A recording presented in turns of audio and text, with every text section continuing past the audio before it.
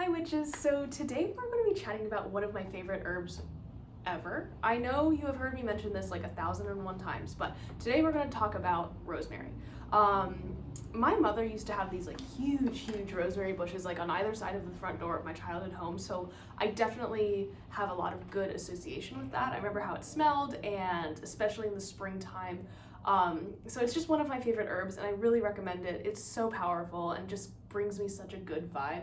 But it can get, like, if you let it grow, it can get like really big, like almost like a bush. Like when I mean, I don't know if y'all have seen those like little Christmas trees that are like this big, they're like plastic, whatever. But that's what it looked like, what the bushes of rosemary look like. But it's all rosemary. It's crazy. Anyway, so the folk names for rosemary are compassweed, dew of the sea, elf leaf, kind of like lavender, which I kind of get as well. Like those two are very closely linked in my mind to me.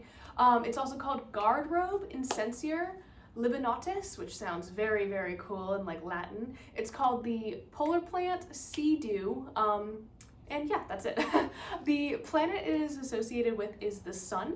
The element is fire, so it also has kind of like, again, like what I was talking about with basil, it kind of, when you taste it, it almost is like not like spicy, I don't know how to explain that, but it kind of almost like makes your mouth like water up, I guess. So it really reminds me of fire. The powers that it has are protection, love, lust, mental powers, exorcism, purification, sleep, and youth. So it can be used in any sort of working that you're doing that pertains to those topics. The magical uses it has are like powerful cleansing vibrations, which I think is the one that I've talked about the most. I use it the most in cleansing stuff. It also is great for ridding a place of negativity, which is essentially the same thing. It's great for having a good night's sleep, for driving away nightmares.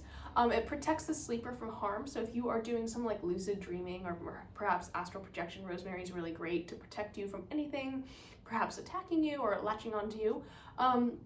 It is carried to remain healthy. It is good for love and lust incenses, which is kind of where that fire element comes in. It's great for putting in healing poppets, which we can totally talk about. It's good if you are doing a healing work to wash your hands in rosemary water. And I really love that aspect of it. I think there's something really amazing about charging water with herbs and your intent, and then washing your hands with it before you do any sort of like healing or energy work. I think that's really cool. But it's also really great for attracting elves and the fae to your garden. So I'm very curious about the fae. I don't have a whole lot of experience. I do plan to talk about that a little bit more later in the month, actually, after I do a little bit more research. But it's also just like something I'm really cognizant about. I think we talked about the protective gnome that I have for my plants, so it's kind of like me reaching out and being like, hello, I respect you to the fae. So finally, anyways, back to what we're talking about. Rosemary is also really great in substitute for frankincense. So if you have a spell that you're working on that you need frankincense for, or a god or goddess who prefers frankincense as an offering, rosemary can work as a great substitute for that. And it frequently was back in the day, in ancient times.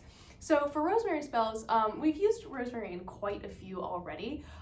So I encourage you guys to kind of go back and watch and see like what those are. If you're just joining me, hi, please go back and watch them, I promise. They're really good, I swear. If you're still using white sage in your practice, I really recommend that you switch to rosemary. It's way more sustainable, it's not part of a closed practice, and it works just as well. So definitely recommend changing over from white sage to rosemary. But I hope to make a few herb bundles later this summer for cleansing or other purposes, and I can show you how to do that as well. So just got to grow the plants first, so we'll be doing that later this year. So yeah, that's rosemary. It's a super great protective herb. Let me know if you have any questions, and I would love to know how you use it in your craft. Bye guys.